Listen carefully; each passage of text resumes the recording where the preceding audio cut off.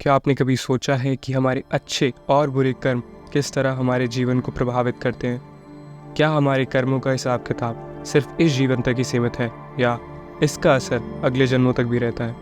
आइए जानें हिंदू शास्त्रों के अनुसार।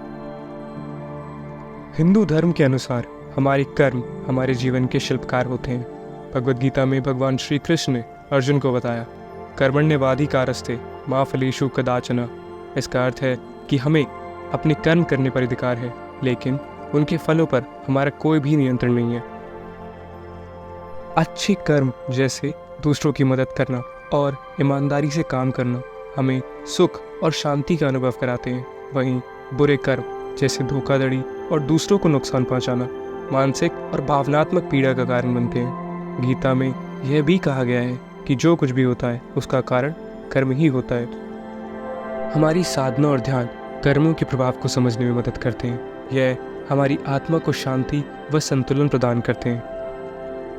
अब बात करते हैं पुनर्जन्म की, जिसे हिंदू धर्म में संसार या चक्र कहा जाता है। भगवद गीता में भगवान श्री कृष्ण कहते हैं, जन्म कर्म च मे दिव्यम एवं यो वेति तत्वतः। इसका मतलब है कि जो मेरे दिव्य जन्म और कर्म को जानता है वह मुझसे मिल जाता है। पुनर्जन्म का यह सिद्धांत बताता है कि आत्मा निरंतर चक्र में घूमती रहती है।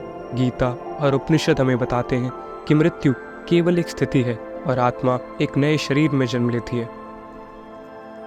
हमारे कर्म इस चक्र को प्रभावित करते हैं।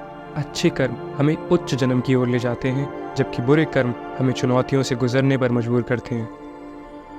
इस ज्ञान को अपने जीवन में कैसे उतारें? हमें हर पल अपने कर्मों के प्रति जागरूक रहना चाहिए। भगवद गीता हमें सिखाती है कि सत्यमेव जयते, यानी सत्य और ईमानदारी से हम जीवन को सुगम बना सकते हैं।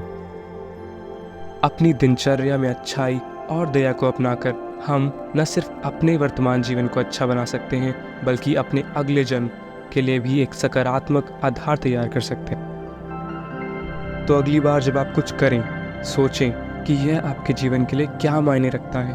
आपके कर्म आज आपके भविष्य को बना सकते हैं और शायद आपके अगले जन्म को भी। वीडियो अच्छा लगा हो तो लाइक और सब्सक्राइब ज़रूर करें। अपने विचार और सवाल नीचे कमेंट में बताएं। मिलते हैं अगले वीडियो में, तब तक के लिए धन्यवाद। हरे कृष्ण।